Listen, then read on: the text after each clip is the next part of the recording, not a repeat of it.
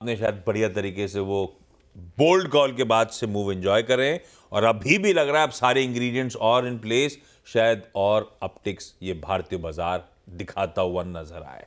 Globe supportive है, quickly रख देता हूं। गिफ्ट निफ्टी फ्लैट खुलने के इंडिकेशन दे रहा है, स्लाइटली इन ग्रीन, पर यूएस से हैंडओवर बढ़िया है। तीनों यूएस के बेंचमार्क्स प्लीज स्क्रीन पे रखिएगा। रोज आए दिन नए रिकॉर्ड जड़ रहे हैं भाई, और बढ़िया इंच अप कर गए, 0.5% से 3/4 से 1%। कल यूएस के बेंचमार्क्स मजबूत थे, आज सुबह के फ्यूचर्स भी ग्रीन में ही ट्रेड कर रहे हैं। ऐसा नहीं कि पिछले कुछ दिनों के मोमेंटम को गिव अप करने का इंडिकेशन है। हैंडओवर भाव के लिहाज से तो बढ़िया दिख रहा है, पर आपकी रीडिंग क्या ग्लोबल क्यूज को लेकर? नहीं, ग्लोबल क्यूज अच्छे हैं आशीष। ग्लोबल क्यूज में तो कभी दिक्कत थी नहीं हमारे लिए।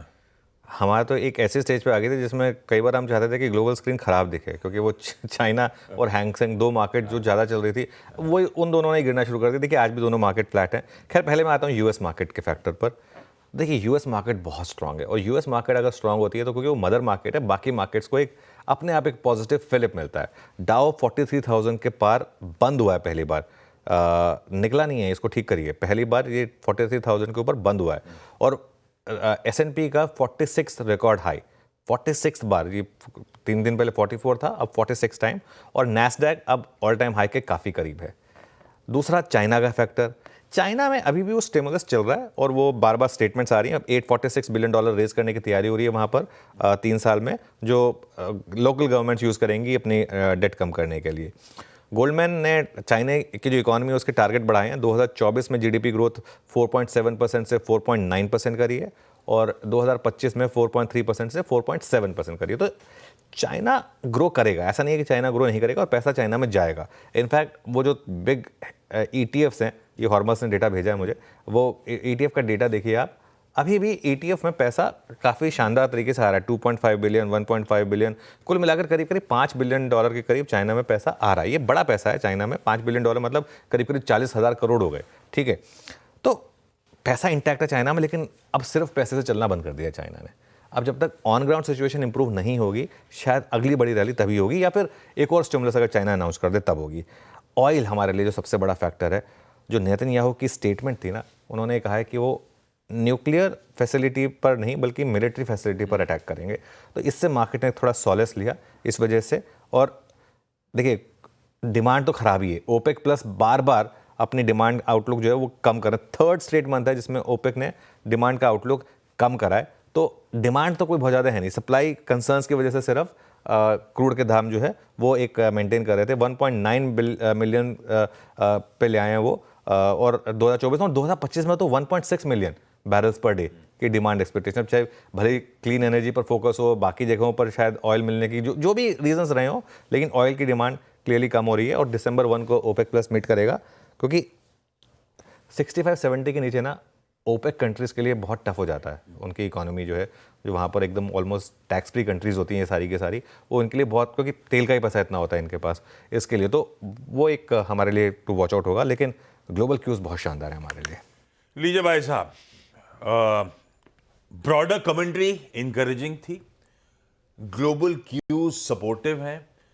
मैं सेटअप पे जाऊं उससे पहले आज नजर क्या रहेगी, की फोकस, की थीम्स, क्या रडार पे रख रहे हो आज आप? बिल्कुल, देखिए सबसे बड़ी की थीम आज की है HCL टेक के नंबर्स। यस, मैं बिग स्टॉक्स में उसको अलग से डिस्कस करूंगा, लेकिन HCL टेक के नंबर्स बहुत अच्छे हैं, और ये IT सेक्टर में और जान भरेंगे। अब आप कह सकते हैं कि शायद कुछ हद तक पोजीशन थी, बिल्कुल थी, लेकिन HCL टेक वैसे भी बहुत स्ट्रॉन्ग स्टॉक रहा है, और अभी भी ये कोई बहुत ज़्यादा डिमांडिंग नहीं है इसकी वैल्यूएशन।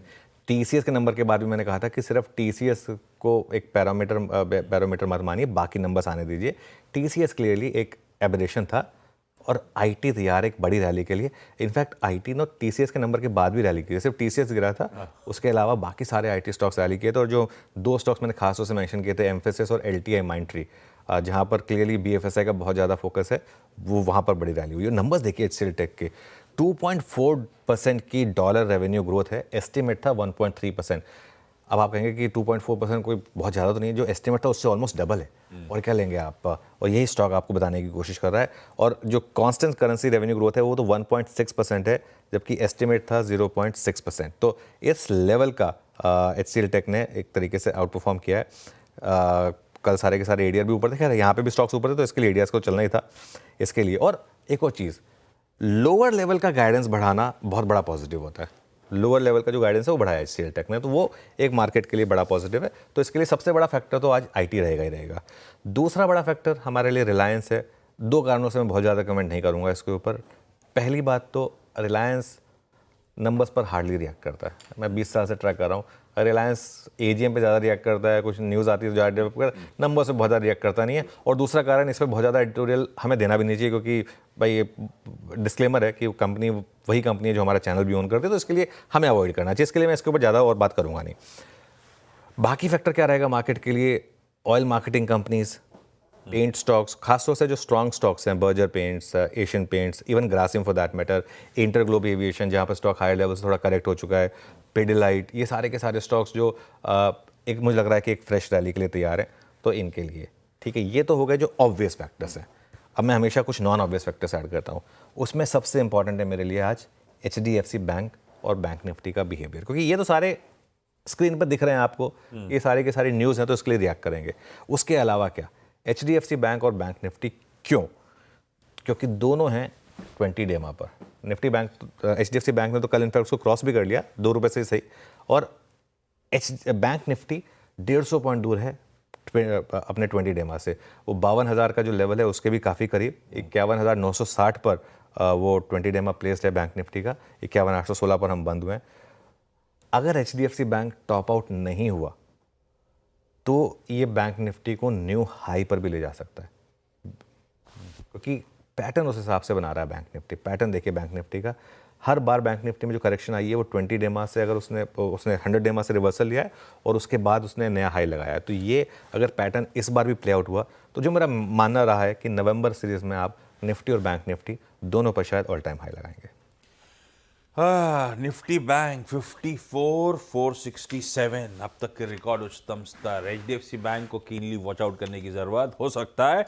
अगर वो सपोर्टिव रहा तो हम नए उच्चतम स्तरों की तरफ बढ़ रहे होंगे। इंडिविजुअली निफ्टी बैंक की आज की स्पेसिफिक रणनीति पर आगे आता हूं, लेकिन अब सेटअप की बारी। कल पिछले हफ्ता लार्जली कंसोलिडेशन के नाम, कल हफ्ते का आगाज बढ़िया हुआ। हमने अपफ्रंट डिस्कस भी करा कि काफी दिनों बाद ऐसा हुआ कि निफ्टी बैंक दोनों दिन के हाईस पे जाके समाप्ति करते हुए नजर आए। सेटअप लग कैसा रहा इस बीच? सेटअप अच्छा है मार्केट का, सेटअप में कोई दिक्कत नहीं है। कल DIS ने बाय किया 2278 करोड़। अच्छा, अब एक चीज़ मैं आपको बार बार बताऊँ ना, अब ये नंबर देखिए आपकी स्क्रीन पर,